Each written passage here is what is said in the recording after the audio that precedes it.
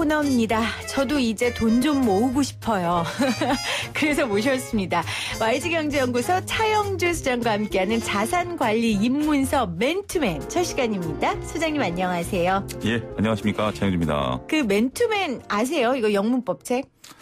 나이가 드러나는 것 같은데 맨투맨 영문법 제가 학교 다닐 때 이제 막 나왔을 때 초창기 초기 멤버입니다. 저는 이 책으로 공부했거든요. 아, 예. 저희는 그러니까 일부 학생들은 걸로 했고 이거 또 안 하고 성문 기본 영문법 세대입니다. 성문 기본 영문법도 저는 그렇죠. 했어요. 예, 네. 예. 아, 그렇죠. 그래서 예. 맨투맨 우리 소장님과 저 직접 배운다라는 것도 있고 그런 전통적인 그런 입문서인 맨투맨도 있고 그래서 코너 이름을 이렇게 지어봤어요. 진짜 원포인트 레슨. 정말 이거 배워서 저도 정말 거듭나고 싶어요, 소장님. 어깨가 많이 무겁습니다. 그리고 이게 이 경제라는 게 어떻게 시각적인 효과가 있으면 전달이 좀 더 빠를 텐데 맞아요. 저희가 오로지 이제 청각으로만 이런 것들을 전달해야 되기 때문에 다소 부담감은 있습니다. 하지만 저도 뭐 그렇게 원래부터 알았던 사람 아니고 저도 배웠던 사람이기 때문에 옛날을 이제 생각하면서 가장 쉽게 가장 그 일상적인 용어, 경제 용어가 아닌 일상적인 용어로 좀 설명을 해보도록 하겠습니다. 그럼요. 그래서 소장님을 모신 거죠. 네. 청각으로만으로도 저 같은 사람을 일깨워 주실 수 있을 것 같아서 제가 스승님으로 모시고 열심히 배워보겠습니다. 여러분들도 이 자산 관리 어떻게 하면 좋을지 개념부터 저희가 하나하나 배워갈 거거든요. 각종 상품들도 또 저희가 장단점 같은 거 있으면 이야기해드릴 거고요. 방송 들으시면서 문자로 여러분들이 궁금한 사항들 혹시 유튜브 보이는 라디오로 또 궁금한 사항들 있으시면 남겨주시면 제가 또 소장님께 여쭤보도록 하겠습니다. 자, 첫 시간. 모든 자산 관리의 기본. 오늘 그 첫 걸음으로 단리와 복리 이야기를 해주신다고요. 예, 그렇습니다. 그러니까 단리, 그러니까 발음하기가 좀 쉽지가 않죠. 전래동화 주인공이는 것 같아요. 단리와 복리. 네, 단리와 복리 네. 그렇게 이해하셔도 되는데 일단은 단리와 복리 이 부분을 우리가 좀 이해를 먼저 해야 된다라는 부분들을 말씀을 좀 드릴게요. 우리가 보통 이제 은행에 예금을 하면 뭐 한 1% 정도 내지 2% 정도 이자를 준다 이렇게 생각을 하는데 그런 것들의 개념이 단리의 개념입니다. 그게 네. 뭐냐면 예를 들어서 100에 1%면 1이죠. 네. 그다음에 또 1%가 들어오면 1이 더해지니까 101, 102, 103 그런 식으로 이제 나가는 거죠. 네. 그게 바로 단리의 개념이고 우리가 보통 일반적으로 적금이나 예금에서 사용하는 금리의 기준이 그렇게 단리의 기준이고요. 복리라고 한다라면 100에 1, 그러니까 101에 1% 그런 식으로 이제 기하급수적으로 늘어나는 것들을 복리의 개념이다라고 얘기를 하는데 복리란 말들은 많이 들어보셨을 거예요. 하지만 실상 우리가 일상적인 생활에서 복리 상품들을 그렇게 쉽게 접할 수는 없는 그런 단점들을 가지고 있습니다. 왜냐하면 복리라는 것들이 단리보다 이자가 아무래도 늘어나는 속도가 좀 가파르죠. 그렇겠죠. 좀 빠르죠. 근데 그렇게 운용한다라는 거. 그러니까 결국 이자를 그렇게 내주기가 쉽지 않다 보니까 복리 상품들은 한정돼 있다. 그렇게 말씀드릴 수 있겠습니다. 그러니까 단리는 우리 블럭 쌓는 것처럼 하나 위에 하나 위에 하나 위에 하나 위에 이렇게 그렇죠. 쌓는 거고 복리는 눈덩이 굴리는 것처럼 그렇죠. 그렇게 이해를 하면 될 것 되겠죠. 같습니다. 네, 예. 자 청각이지만 여러분들의 예. 시각적 설명을 돕기 위해 저희가 설명을 드렸습니다. 그러니까 복리가 훨씬 좋은 건데 훨씬 좋은 거니까 은행에서 많이 안 만드는 거죠. 만들기가 쉽지가 않죠. 그만큼 이자를 줘야 되는데 복리에 대한 또 에피소드가 하나 있어요. 우리가 잘 아는 아인슈타인이라는 유명한 과학자가 있죠. 네. 과학자 이게 팩트인지 저도 확인을 해보니까 복리가 세계상에서 만들어진 8번째 불가사리다. 아인슈타인이 왜요? 그러니까 저희가 이제 그 재테크 수업을 받을 때 아인슈타인의 복리 얘기를 많이 듣거든요. 네. 그래서 저도 이제 방송을 하기 위해서 팩트 확인을 해보니까 사실이더라고요. 그래서 아인슈타인이 한 그 워딩을 그대로 얘기를 하면 복리를 알게 되면 그만큼 돈을 벌 수 있지만 복리를 모르게 된다라면 오히려 복리로 돈을 지불하게 될 가능성이 높다. 그러니까 네. 경제적인 상식이 있는 사람과 없는 사람의 이제 그 상황이다라는 것들. 또 아인슈타인은 우주에서 가장 강력한 힘은 복리다. 이런 얘기를 했다라고 해요. 그러니까 아인슈타인은 재테크를 잘했을까요? 그렇게 재테크를 잘한 것으로 알려져 있지는 않습니다. 복리로 재테크를 잘했던 분이 네. 우리가 잘 아는 워렌 버핏입니다. 워렌 버핏 같은 경우 지금 이제 80세가 넘으신 분인데 네. 세계에서 뭐 손꼽히는 정도의 부를 만들어내셨죠. 네. 근데 그분이 쓴 책을 보면 1990년대 이때만 하더라도 주주총회를 하니까 사람들이 거의 안 왔어요. 워렌 버핏 그만큼 유명하지 않았고 2000년대 들어서 워렌 버핏이 유명해지기 시작했고 2000년대 들어서부터 돈을 계속 버는 복리적인 수익률을 추구하다 보니까 그만큼 부가 늘어나는 그런 효과를 보였다라고 말씀드릴 수 있겠습니다. 네, 워렌 버핏 제가 들을 정도면 진짜 부자인데 그렇죠. 이분은 네. 복리로 돈을 많이 번 분이다. 그러면은 이게 수익률에 대한 거잖아요. 이 복리 단위가.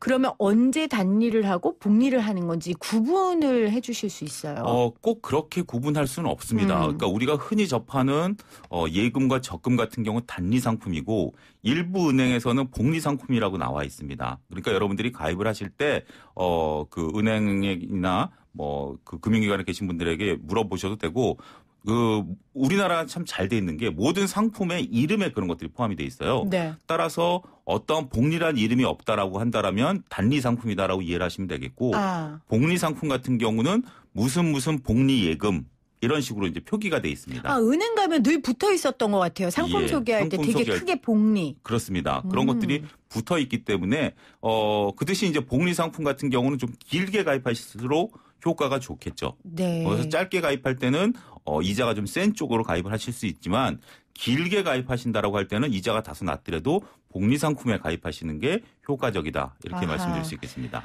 지금 오늘 저희 생생 퀴즈 정답이 이자인데 많은 분들이 지금 정답을 보내주시면서 지금 저희가 얘기할 이 하나은행 상품 이야기를 해주세요. 제가 좀 소개를 해드리면 7249님은 탑프로 경제뉴스 듣다 보니까 하나은행에서 특판 판매한다고 해서 바로 인터넷 접속하려 보니까 종료됐더라고요. 네.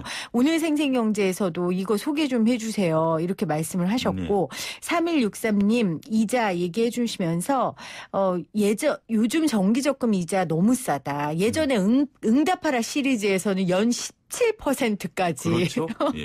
나왔었는데 지금은 2%가 안 되니 7일이 정기적금 만기 타는 날인데 너무 아쉬워야 하셨고 9427님도 와 진짜 5% 상품 있다면 맨발로 달려가서 가입하겠어요. 근데 은행에 맡길 돈이 없습니다. 이렇게 남겨주셨고 3814님도 이자 5%?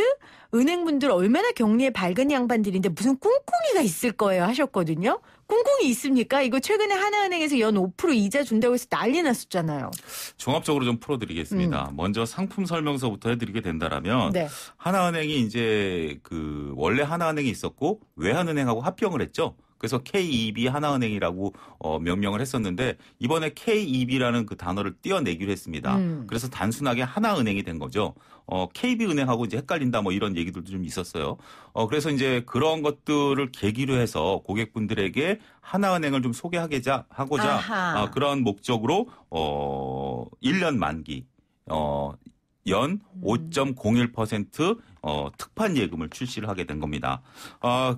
여러분들이 정할 수 있는 것은 금액이고요. 이제 물론 어제로 이제 마감이 됐습니다. 마감이 됐지만 제가 이제 이거를 통해서 여러분들에게 금리 지식을 좀 소개시켜드리고자 자세히 잠깐 설명을 드리면 월 10만 원, 20만 원, 30만 원을 이걸 정하도록 돼 있어요. 30만 원이 최고액이에요? 최고액입니다. 그래서 한번 정하면 그대로 가져가야 돼요. 20만 원 냈다, 30만 원 냈다가 10만 원 냈다 안 됩니다. 내가 정한 대로 내고 12개월 있다가 돈을 이제 찾는 게 이제 상품인데 우리가 5% 이자라고 한다라면 단순하게 30만 원을 넣으면 30만 원에 5%. 네. 1년 내면 360만 원이죠. 그럼 5% 하면 얼마죠? 대략 한 18만 원 정도 되죠? 이 정도 이자를 받을 것이다.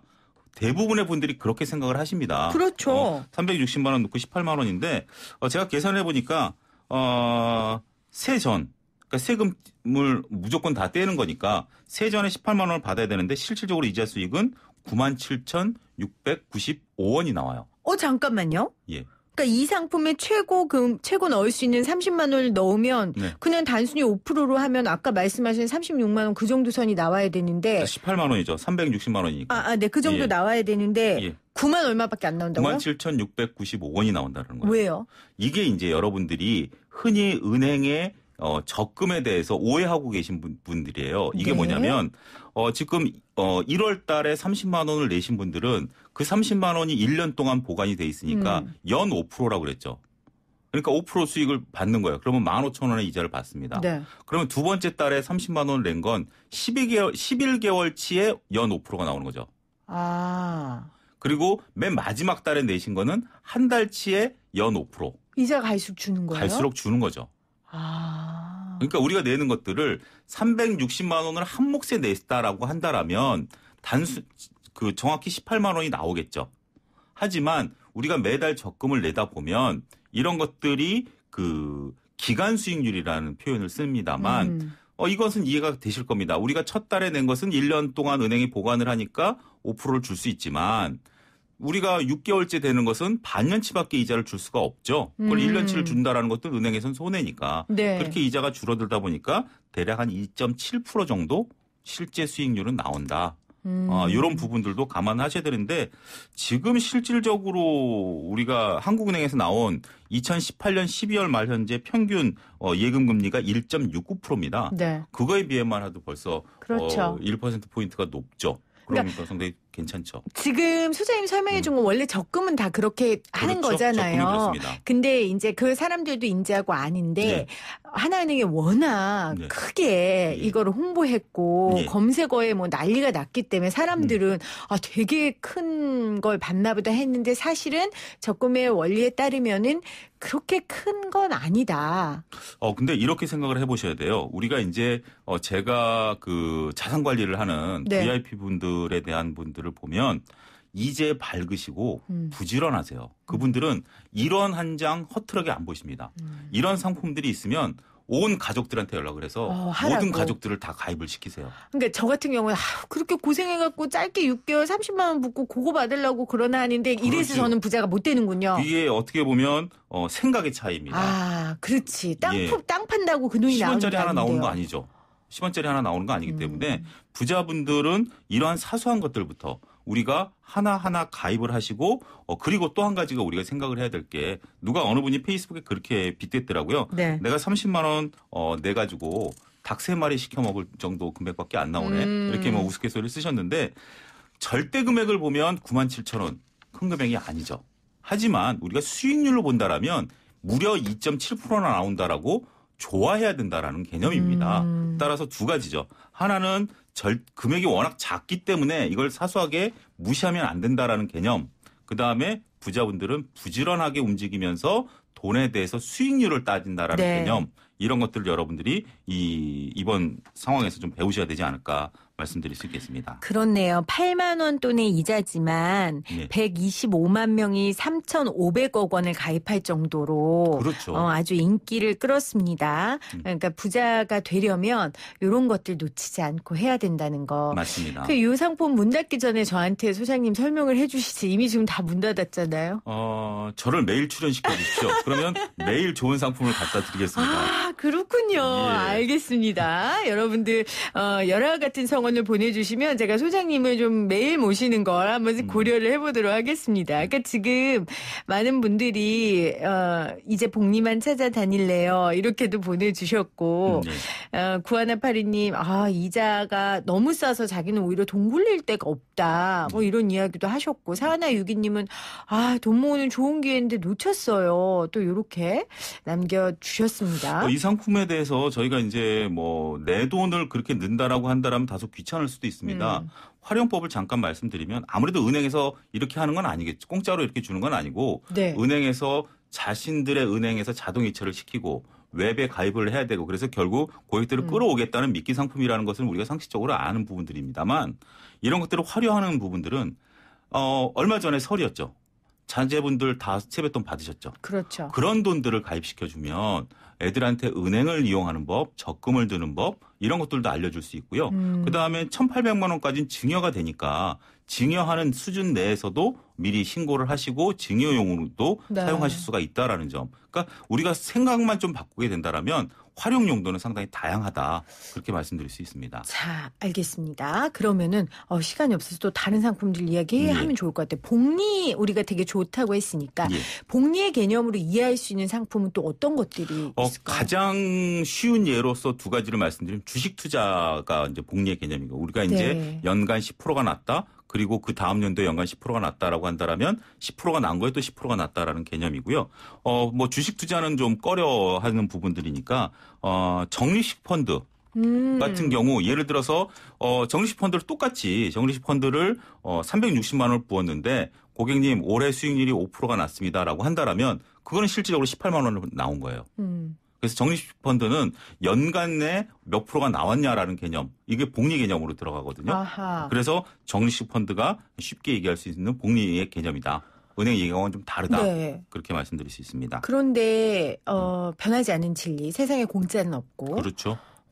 복리가 이렇게 좋으면 뭔가 손해 보는 게 뭐라도 있지 않을까. 명감이 있으니까 이익이 높다라고 무조건 이해를 해도 돼요? 근데 아쉽게도 복리 상품 같은 경우는 이자가 조금 낮고요. 은행 예금 상품들 같은 경우는 그렇지 않고 증권사 상품들 같은 경우는 원금 보장이 되지 않는다라는 단점. 뭐 이런 것들이 있기 때문에 상품마다 서로 장단점들이 있습니다. 그래서 실질적으로 복리 상품에 많은 금액을 가입하는 데는 한계가 있다. 안전성을 우리가 바탕으로 본다라면 그런 부분들도 고려를 하셔야 됩니다. 정액 적립식이라는 것도 있던데. 이게 하나은행 이제 특판 그 팜플렛을 보면 네. 정액 적립식이라는 단어가 들어가 있어요. 그게 이제 앞서 말씀드렸다시피 10만 원을 넣다가 30만 원을 넣고 이렇게 바꿀 수 없고 네. 금액을 정하면 그대로 가라라는 그런 의미인데 보통 우리가 그 펀드 상품을 들어갈 때 정액 적립식으로 많이 들어가죠. 네. 이게 이제 매달 정해진 날짜에 정해진 금액이 들어간다라는 겁니다. 요 효과는 뭐냐면 주가라는 것들 그리고 경기 상황이라는 것은 변동성이 있잖아요. 그렇죠. 그렇게 된다라면 올라갈 때도 사지만 떨어질 때도 사면서 소위 말해서 코스트 에버리징 평균 매입 단가가 낮아지는 효과가 있습니다. 네. 따라서 긴 시간으로 보게 된다라면 정액 적립식을 하시게 된다라면 코스트 에버리징 효과가 분명히 나타나고요. 이로 인해서 수익률들이 좀 더 올라가는 그런 효과를 볼 수 있다라고 말씀드릴 수 있겠죠. 네. 그러면 이제 제가 오늘 네. 딱 방송을 듣고 그래 나도 뭔가 상품을 들어봐야겠다 하면 그냥 지금 제가 거래하고 있는 주거래 은행을 갈까요? 아니면 각 은행마다 이렇게 경쟁할 수 있는 우위를 점하는 부분이 따로 있어요? 그걸 조사해야 돼요. 일단은 주거래 은행은 만들어 놓으셔야 돼요. 그게 결국 우리가 나중에 대출을 우리가 살다 보면 받게 되는 맞아요. 경우가 있지 않습니까? 네. 그런 거에 우대를 받을 수 있기 때문에 대출 금리에서 이득을 보는 부분들이 예금 금리에서 이득을 보는 것보다 더 효과가 높습니다. 그러면 주거래 은행을 택할 때도 대출 금리 부분에 좋은 은행을 택해요? 근데 처음에 만약에 내가 만약에 사회 초년생이다. 이제 막 월급을 받기 시작했다라고 한다라면 리서치가 필요하지만 지금 뭐 대부분의 은행들의 상황들이 거의 뭐 차별이 비슷하죠. 없기 때문에 네. 한 군데에서 집중해서 거래를 하시는 게 좋습니다. 예금도 들어가고 아하. 펀드도 들어가고 보험도 거기서 들고 네. 뭐 카드도 그걸 쓰고 네. 그렇게 된다면 나중에 대출을 받을 때 금리가 확 낮아지는 효과를 볼 수 있고요. 그런 상황에서 만약에 하나은행 같은 특판 예금이 나왔다라고 한다면 엑스트라로 그런 것은 이제 별도의 뭐 자신의 뭐 뒷주머니라든지 아니면 자제분 돈이라든지 네. 뭐 이런 돈을 뭐 가입을 하는 것들이 효과적이지 않겠는가. 네. 주거래 은행은 저는 은행 출신은 아닙니다만 제가 경제교육을 받는 한 주거래 은행에 대한 개념은 일반인들도 굉장히 필요하다. 그런 부분들을 항상 강조를 말씀을 드려요. 네. 자, 오늘 원포인트 레슨 자산 관리 입문서입니다. 맨투맨. 오늘 차영주 수장과 함께 했는데요. 첫 시간이었습니다. 저는 이 방송 끝내면 일단 그 뒷주머니를 한번 뒤져보고요. 우리 아이들 세뱃돈 받은 거 그거 한번 뒤져봐서 좋은 상품 한번 골라보도록 하겠습니다. 수장님 오늘 고맙습니다. 예, 감사합니다.